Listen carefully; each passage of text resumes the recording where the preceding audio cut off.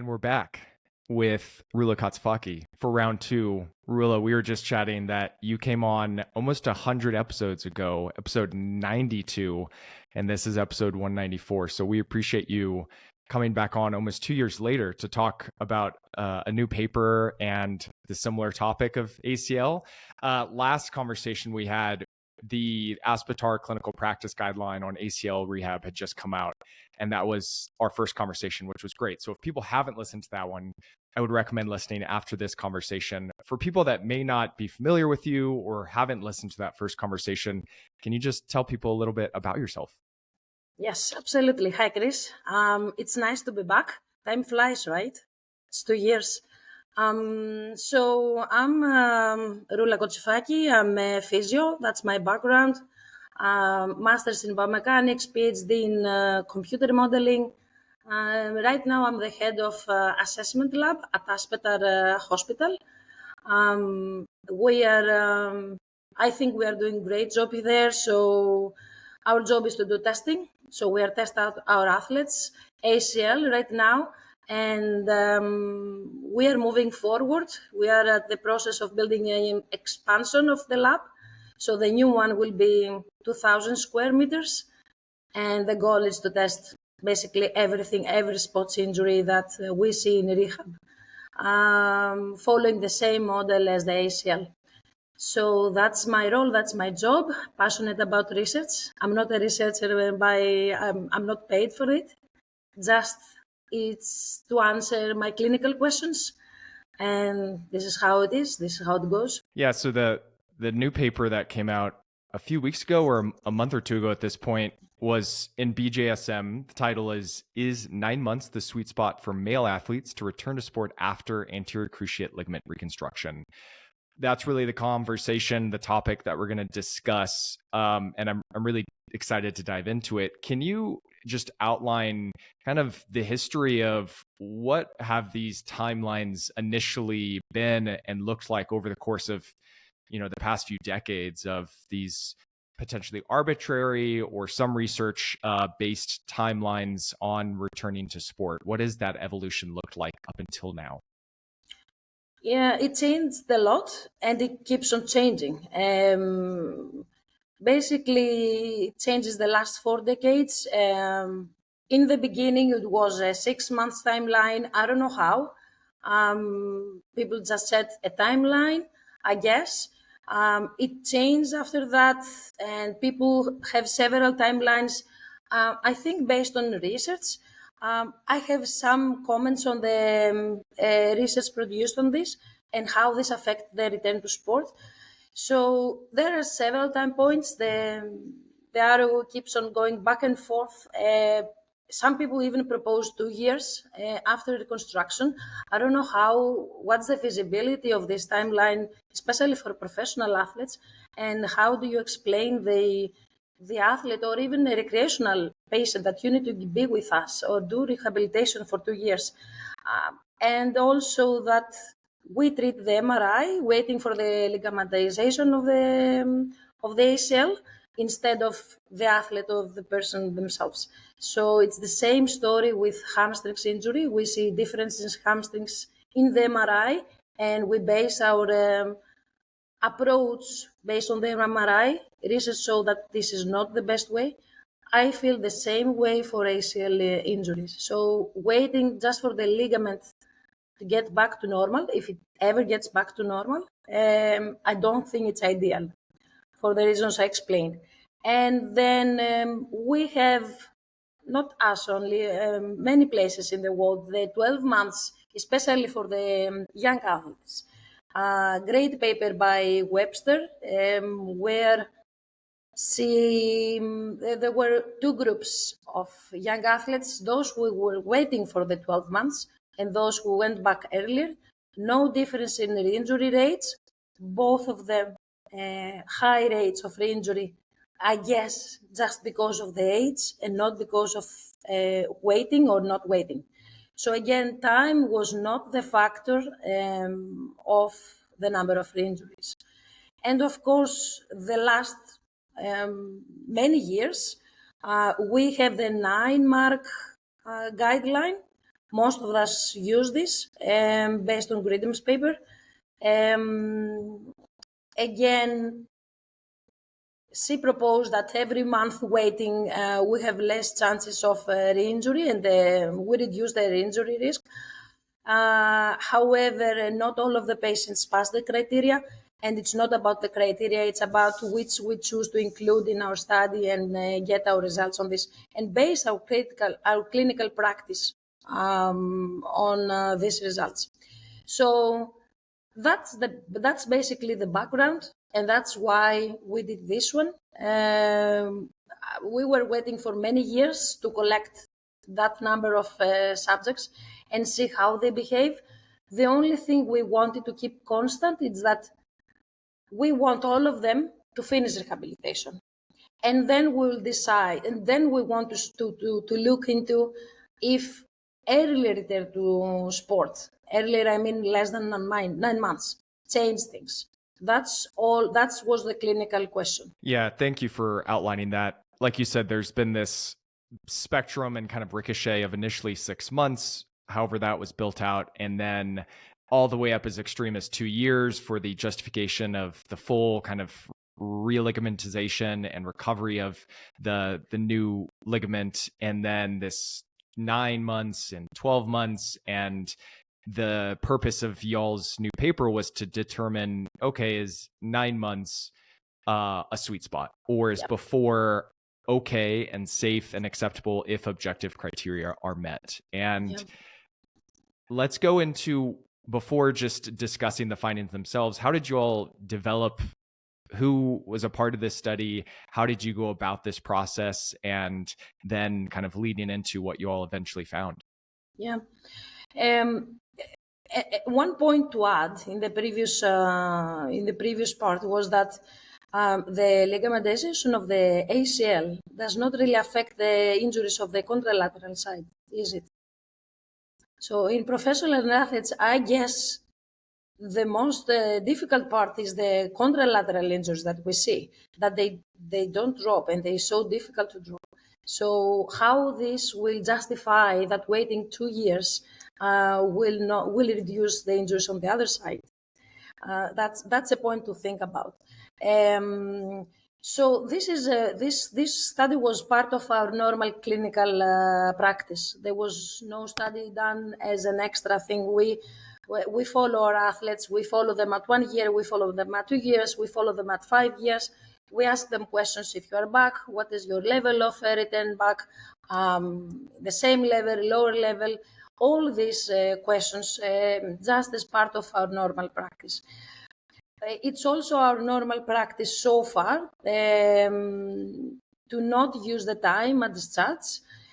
Instead, we have the rehabilitation team ticking off the box that from our side the player is ready.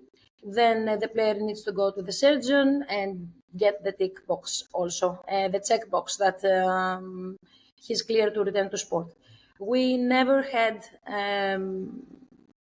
constraints of it's not the right time until we had, and this is how it started.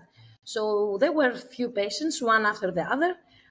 They finished approximately at 6 months, and they went to the surgeon and they say, you're not ready, you need to wait until 9 months. So this is how basically started, and we always want to use numbers to justify our arguments, and this is the background of the study. Rod, who is Rod Whiteley, he's assistant director of the whole rehabilitation department, and the King, and me, and Roald Barr was involved in putting everything together and try to make as compact methodology as possible to justify a sensitive subject, because we were expecting that there will be arguments, points. I think we explored the numbers in any possible way, no matter how we explore the results and any statistical analysis we did, we found the same conclusion. Time was not affecting the risk of new knee or ACL injury. Yeah, so the average return, I know you all listed it in the paper, but there was an average of the total number of subjects that returned to sport. And I believe that average was still over 9 months. Was it 11 months on average? Maybe. Is that correct? Yeah. Yeah. So there were individuals that were before that timeline and before 9 months and that were after. And those individuals before, as long as they met the objective criteria for return to sport, they were not at a higher risk of secondary injury. Mhm.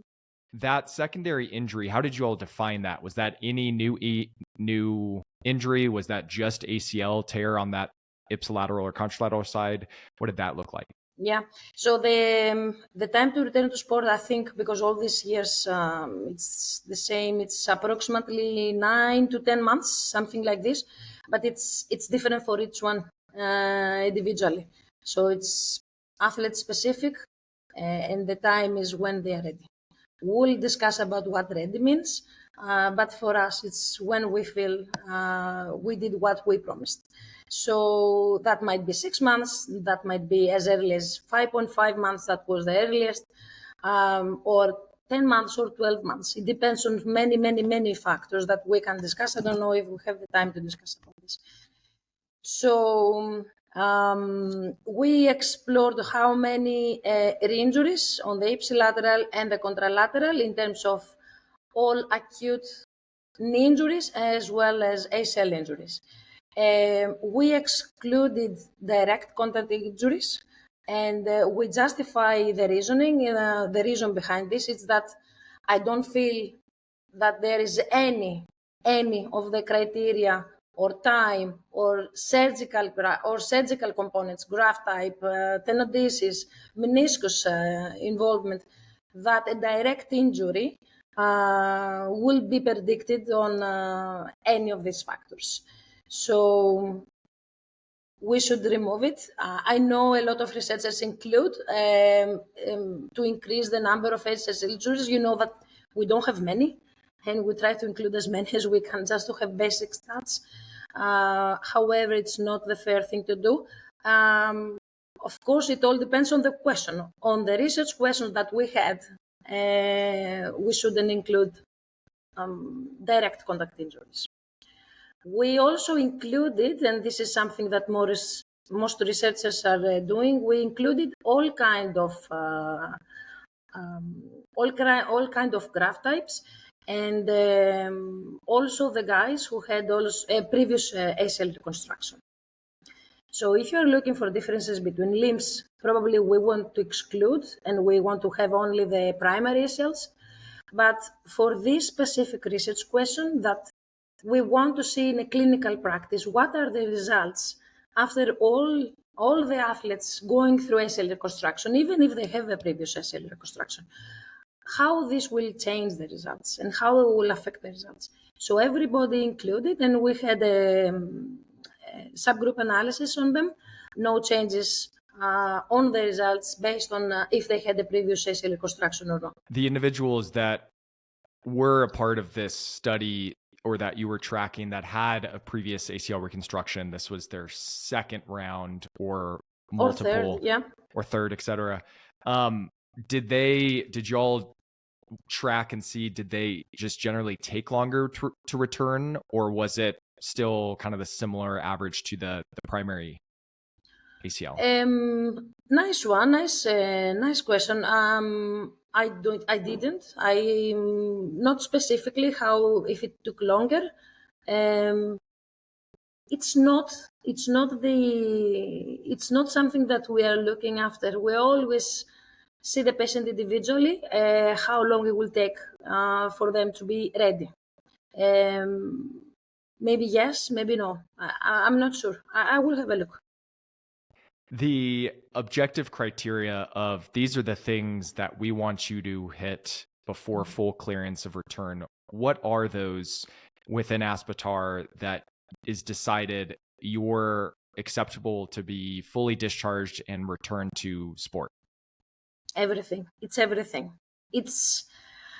There is a philosophy here, and I really love this approach. it's not one test, it's not one metric or 10 metrics that we follow. We go at the end. That's the philosophy. What the end looks like, and what are the common problems that patients after the specific injury have. For today, we're talking about ACL. So we have a problem with knee moments, quad strength, probably hamstring strength, and so many other. But there are so many other factors that come up just because they're out of sports for 9 months or more, or 6 months or 1 year.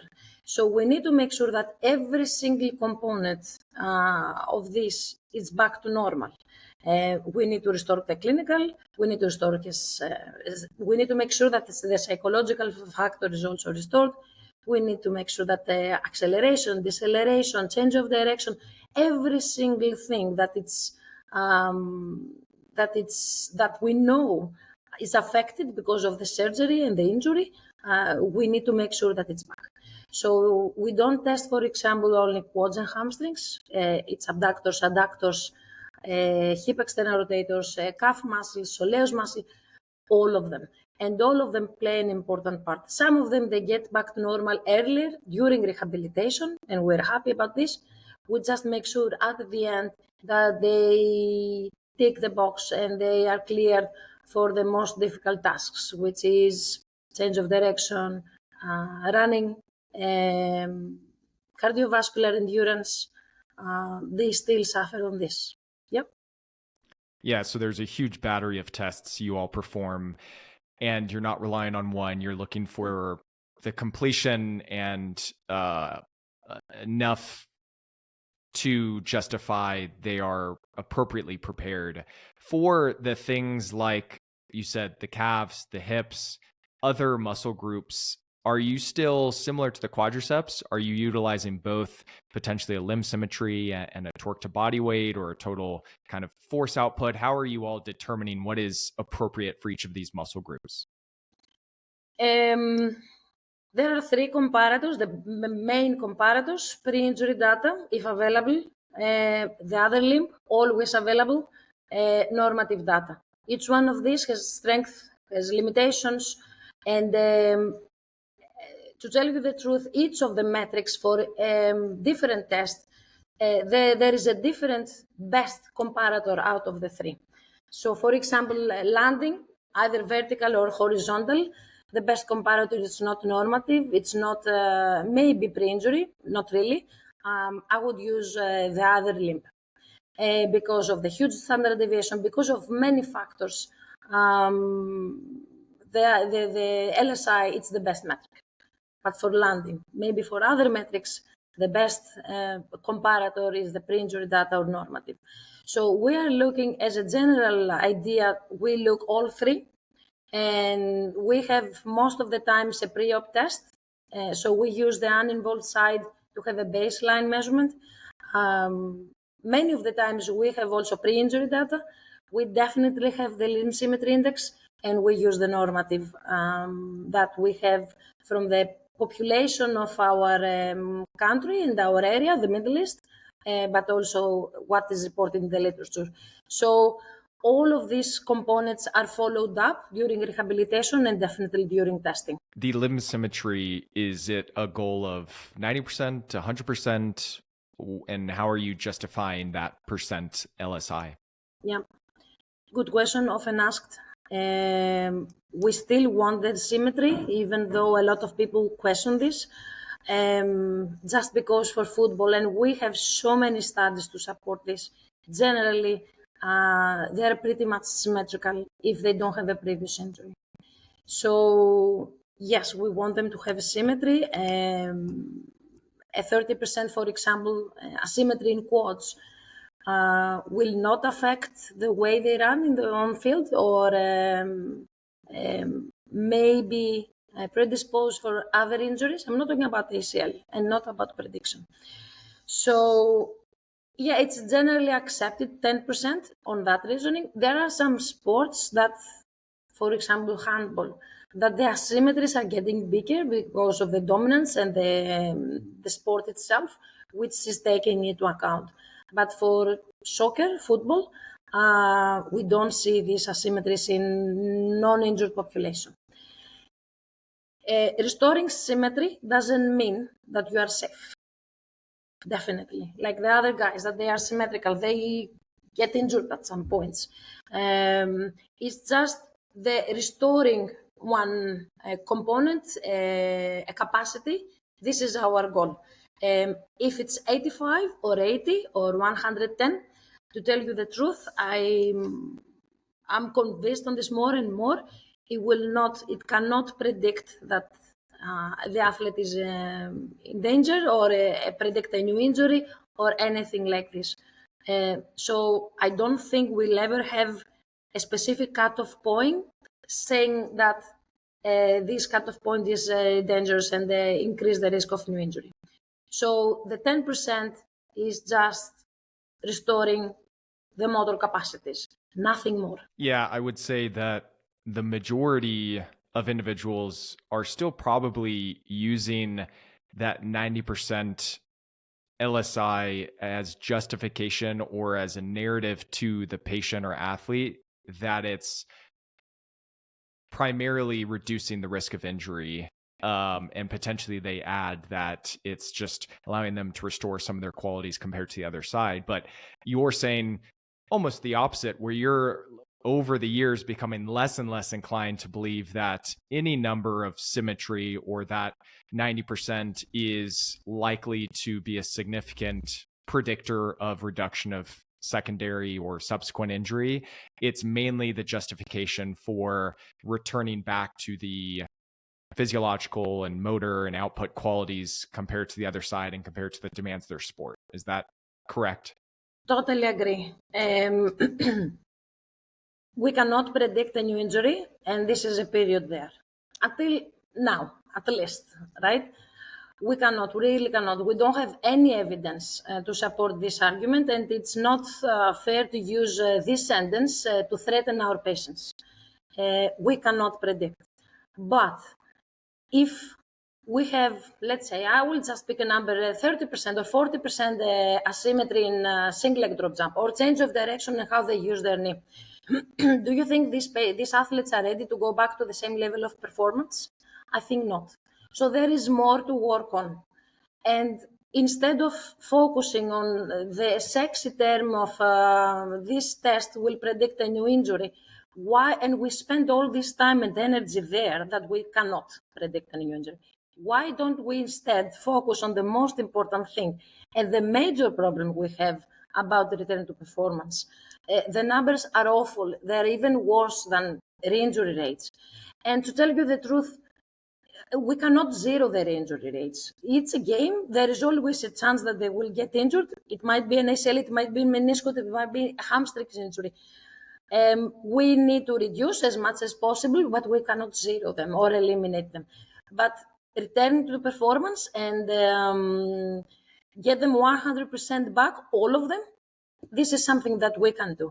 If we do better in rehab and if we can do better in testing, and if we are clear with our patients, what is the goal of rehab and testing? In the context of Aspetar, my assumption, and correct me if I'm wrong, is a lot of these athletes coming in are, and the teams that maybe are sending them to you all are probably pretty bought in of there's not going to be a strong rush to surpass the objective testing or the recommendations, the medical and rehabilitation team. So there's probably quite a bit of compliance and consistency before a full return because of just the nature of your setting. Is that fair to say?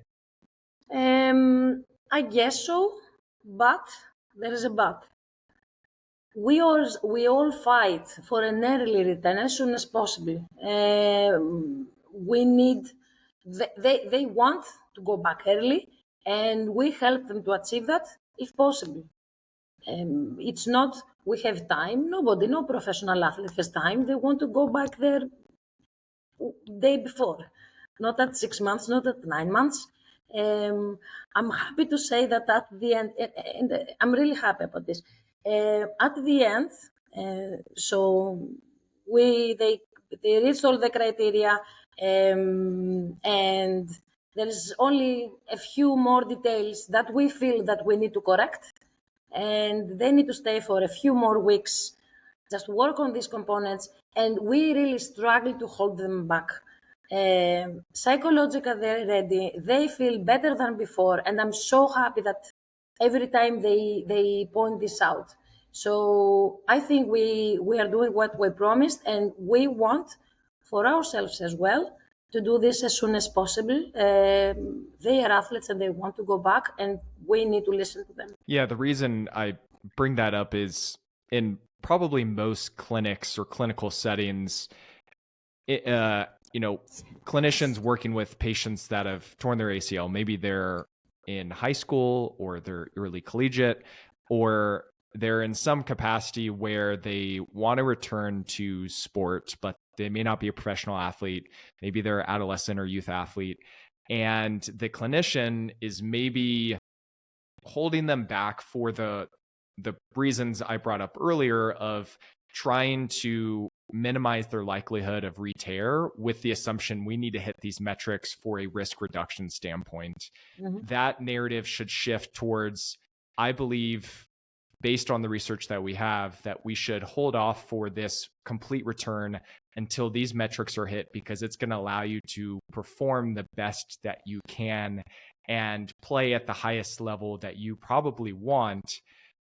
And that's just a much different conversation. And it's, I would say, less threatening, because you're not alluding to, if you go back before this timeline or before this specific criteria, you're going to triple the chance of injury or whatever it is. But does that, knowing that there's the shift towards performance and output, do you think there should be more leniency in a lot of these clinical settings where it's a younger athlete and maybe their parents are involved, and there's decision around, well, if I'm not at a substantially higher risk, I'm okay with the trade-off of maybe not being at my best, but being able to finish my senior season of high school, and that's my last time I'll ever play. Do you think there should be maybe more leniency and just that kind of informed consent of, you're not where you probably were previous to your injury or compared to your other side, but if you're okay with this potential performance reduction,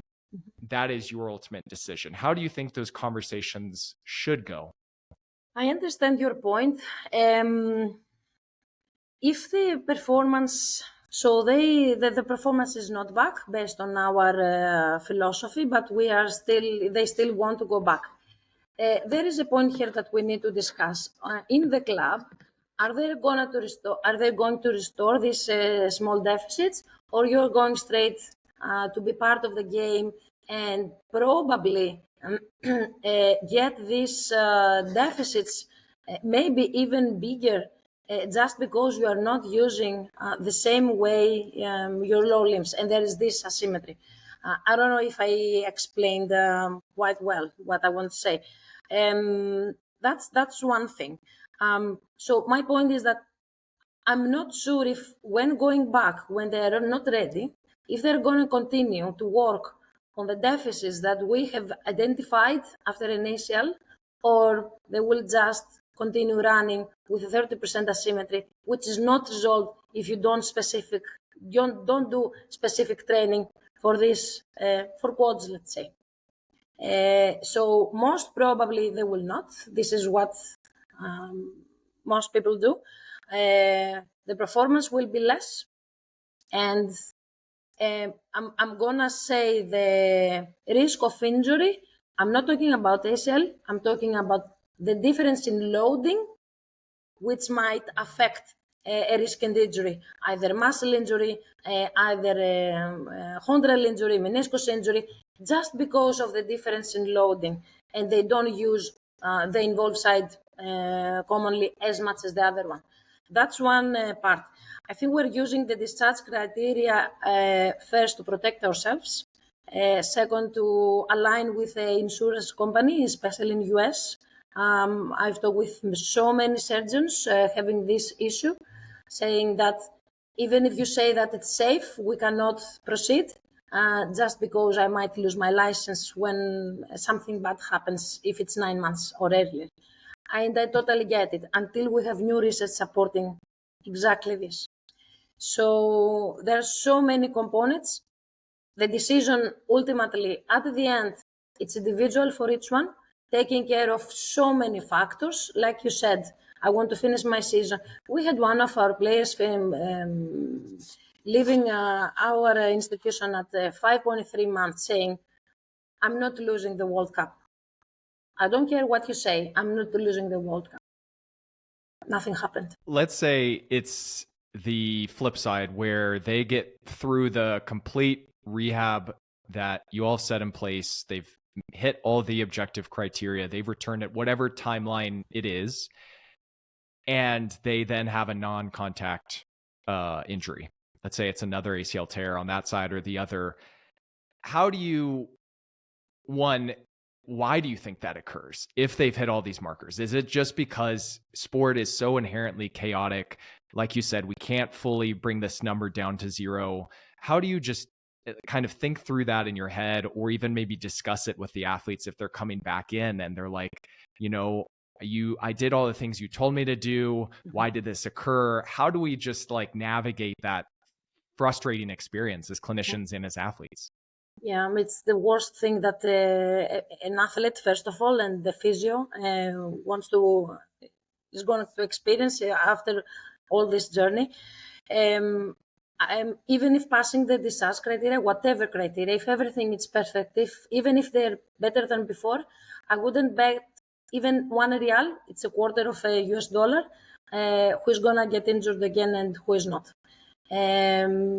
And it's a conversation that we always have with the athlete, especially the final test, if it's final and there is no issues anymore, saying that I did all my tests, I passed all my tests. Yes, we are doing this to make sure that we did what we promised during rehabilitation and we restored your performance. How do you feel? This is the part that they say, it's perfect, I feel okay, let me go, please let me go. But then the second part of the discussion is, look, I will tell you the truth. Even if you pass everything, even if everything is perfect, nobody can say that you will never get injured again. We cannot promise you that.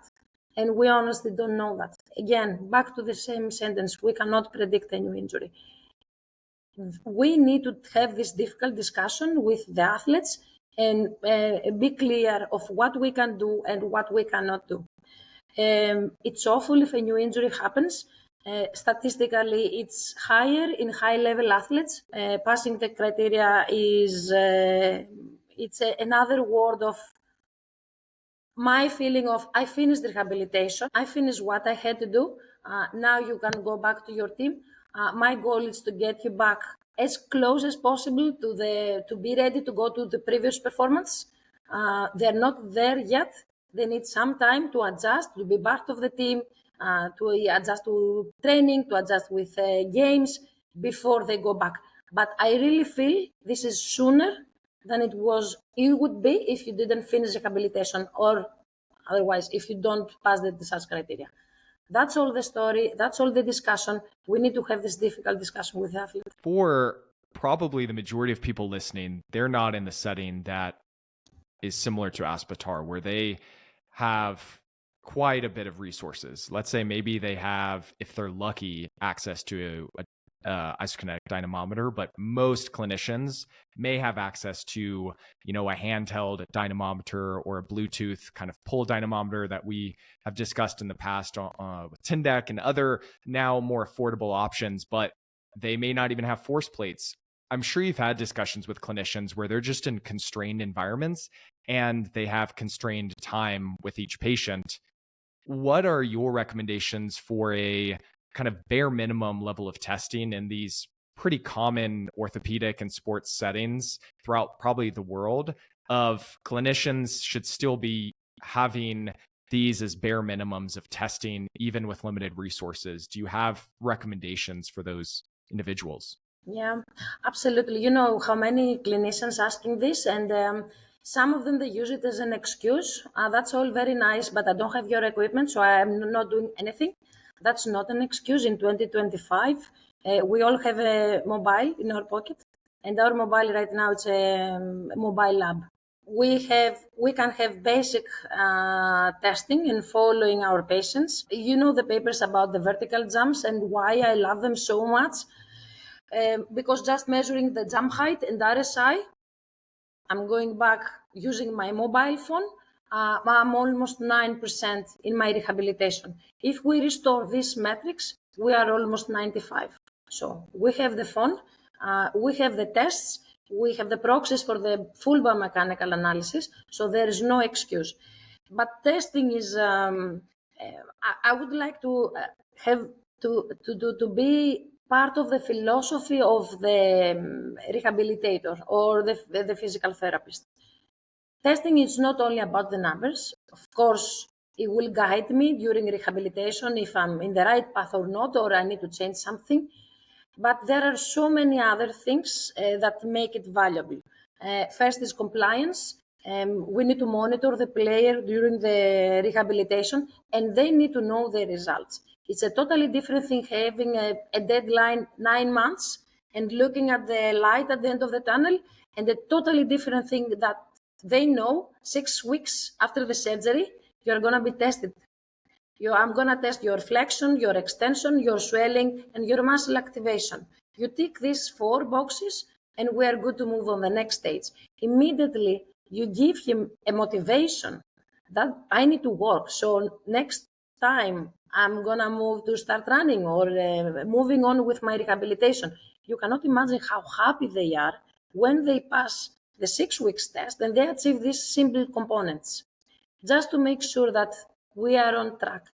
So there are so many other benefits of testing, apart from the numbers themselves, putting the clinician, the player, and everybody involved in a pathway where is the motivation, there are small goals to achieve, increase the compliance, and makes the long rehabilitation protocol more easy for everyone. That's one. In terms of equipment, I already discussed about the jumps. Yes, we use advanced biomechanics at the very end of rehabilitation to get more details. Probably the average athlete will not need that if we have other metrics that they are close enough, so we can follow these jump metrics. We all have something to measure strength, or we should have, and if we don't, we need to invest. Because it's an investment well spent. It will help the rehabilitation, it will help the athlete, giving numbers. And today there are so many companies with cheap equipment that they give you numbers of the progression of the athlete. I'm not talking about isokinetic, I'm talking about other equipment. Every clinician can buy and have in their clinic. And the last one to discuss is the time. I totally understand. I don't want to lose half hour of my rehabilitation to do a testing, but it's the way we clinicians, we physiotherapists approach and we sell the idea of testing. It should be part of the rehabilitation. And yes, we are in another world that we made this mandatory. So we cannot continue in hospital, they cannot continue rehabilitation if they don't do the test. We cancel the future rehab appointments, which is crazy. But it's the thing that changed everything. Everything. You need to believe me on this. I cannot give more arguments and support this more. The only other way it's for us to make our patients believe in this, that it's really part of the rehabilitation. I want to see where you stand. I want to have this basic test, and I want to see where you stand. And we will see together what we need to work for the next training block, and where we are on track in our rehabilitation. Believe me, after the test, the patient will be thrilled that you will give him numbers, and you will not just rely on, yeah, you look good, yeah, everything is fine. Give them the numbers. Expose also yourself as a clinician. Yeah, that was great. So just to summarize, I think the big 3 things is everyone has a phone, and there's, from a jumping perspective, there's are you alluding to the MyJump app, or is there another app in particular that you would recommend clinicians utilize for testing and assessing vertical jump testing? Yeah, we did a study with the MyJump 2 application. perfect results compared with the force plates. So Yeah, that's great. So happy people days. have access to that. It's cheap. They'll have their phone. Someone should be able to afford an affordable isometric device, whether it's Tyndek or all these other companies like you alluded to, where maybe it's a few $100. You either have to pay on your own, but it's worth it, or you convince your clinical director or the owner or whatever individual's in charge of pain that this is extremely beneficial and necessary to have. And then the third one, like you said, is just making it a part of the rehab process, that testing is common and it's routine and it's integrated into this plan. And it's, even though it may take some time, it informs and it provides decisions and information. And also, like you said, these small wins throughout a long course of care, to have these kind of next digestible or approachable steps to work towards or to achieve. I think that was a great summary of, even in a lot of these, limited settings, those things can still occur. The MyJump, access to an app, isometric testing with an affordable dynamometer, and then just the habitual nature of making this a part of your plan. I think that was great. Exactly. All of them are feasible. If you think about it, all of them are feasible. Using the quote, I don't have your equipment or the expensive or the biomechanical lab. That's why I'm not doing anything, and I'm guessing. That's not the story to go. It's changing a little bit. With the paper, it was just male subjects. Do you think these findings or their overall narrative would be any different? It was if it's female athletes discussing the objective criteria is the lead driver, the outcomes will likely be the same, or do you think things would be different in the female athlete population?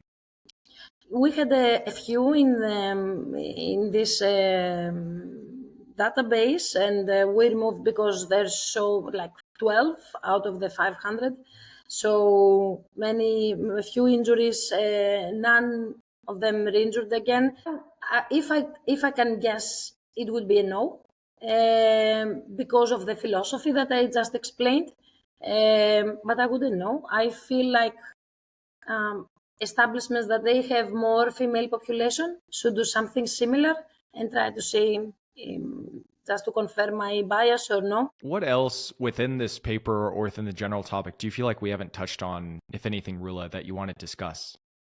I think the most important part of the paper, which I haven't discussed or promoted yet. I know that time is something that everybody is interested, but the most important, I feel like, the most important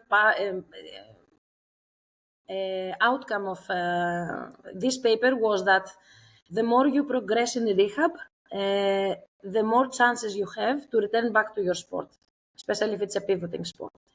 I feel that's a great message to sell to our patients, especially those who want to stop early or they are not compliant. So what we found was that those who stopped very early, before we start jump testing, only 50% of them return to the pivoting sport, to the previous sport. If they were after jump training, 70% of them return to sport. And those who finished rehabilitation, 90% return to sport. So it's almost a linear correlation between moving and progressing in rehabilitation and the chances to return to sport. And I feel that's a message that we should sell to our patients. For those individuals that stopped early, what was the most common reason? Is it because they just decided, this isn't worth it, I don't want to go back to my sport, and they just didn't attempt? Or it was individuals that wanted to leave prematurely to go back to their sport, and then they realized that they don't have the level necessary to go back? Was it like kind of the chicken or the egg of they stopped because they just didn't want to perform their sport, or they tried to go back and the performance wasn't there? Or was it truly something else? What is that? So there is I need to clarify something. There were two components in this paper, two different analyses. One was we have all the results 2 years after an ACL for all patients, recreational, professionals, but participating in pivoting sports. Mostly it was soccer. So we analyzed these guys and how many of them they returned to sport. So many of them they were recreationals, and most of the guys that they stopped early were recreationals for several reasons. That might be work. I don't have more time. I'm fed up with you. I don't want to see you anymore. For so many different reasons. Most of the professional athletes returned to sport. I think it was like more than 95. There are only a few that they return to a recreational level, so they stop being professional. I think 3 or 4. I don't remember exactly the numbers. One guy, I think he stopped because of another reason. But of course, professionally, recreational, the level of activity is the main reason why somebody didn't finish the rehabilitation. That's the number one. And for the recreational athletes, so many other reasons. This is the background on the results of the papers. But I guess this applies mostly to the average clinic and not like us, an establishment that we have elite international and professional athletes as the big part of our rehabilitation. Most of the patients are recreational, even high level recreational, uh, who easily might choose to drop off to stop rehabilitation, either if they feel good or for several other reasons. What we're saying, at least, I feel like, at least go as far as you can, because based on the results, this is what is going to happen. Most probably, you will return to sport if you progress a little bit more in rehab. If we restore your plyometric ability, expose you in change of direction, expose you in several things that without them, you first of all you are scared to go back and play football for the first time. So that's the main message. Yeah. Yeah, I'm glad you brought that up. So I maybe two big take homes is the time itself. There's not something magical about 9 months. If someone can demonstrate adequate and appropriate performance and all of these other objective criteria at 6 months, at 7 months, that conversation should be you can return or it's appropriate for you return. That's big picture number one. And then number two is if people go through these subsequent stages, like you said, of returning to jump training and rehab and change of direction and plyometrics and a slow integration back to sport specific skills, they're at just a higher chance of returning back at the level that they want or they were at prior. Are those really the two big take homes you want people to have from this paper? Yes, that's the really two main messages, and I feel both of them are important. Yeah, I agree. I think this was a super helpful conversation and paper, and just even shifts my own leniency, or not leniency, but kind of narrative to discuss with athletes and to think through in my own head of what am I trying to get out of rehab in these really long ACL cases, and how do I discuss this appropriately with these athletes, and also for individuals that don't have access to all of what you all have at Aspetar. It's not an excuse for doing nothing. And there's a great variety of options that people can still have, and that they can still really guide appropriately athletes back to where they want to be using objective criteria, and understand that a hard cutoff of 9 months or 12 months or 2 years isn't necessary, and we can really lean into the objective standpoint. Yep. Nicely summarized. Thanks, Roula. Anything else before we call it? It's all there. Waiting for our next work. There is a lot more coming from Aspetar team. So I hope you like it and help in your clinical practice. Yes, yeah, all of what you all have done has been extremely beneficial. Are you going to the Lower Extremity Sportsmith Conference in June? I know Inda King is going. In the Sportsmith? In LA? Mm-hmm. No, Enda's going. I was in October in Manchester. Oh, got it. Okay. Well, I'll see Enda there, but it would have been nice to meet you. You will be there. Yes, ma'am. Yeah, nice, yeah, nice. It's very nice and very well organized, and you will enjoy it. Yeah. Okay, we'll call it there. I'll link the paper, the previous episode with you, some more information on yourself and Aspetar. But again, thank you for coming on for round 2. This was great, Roula. We'll call it there. Thank you so much, Chris.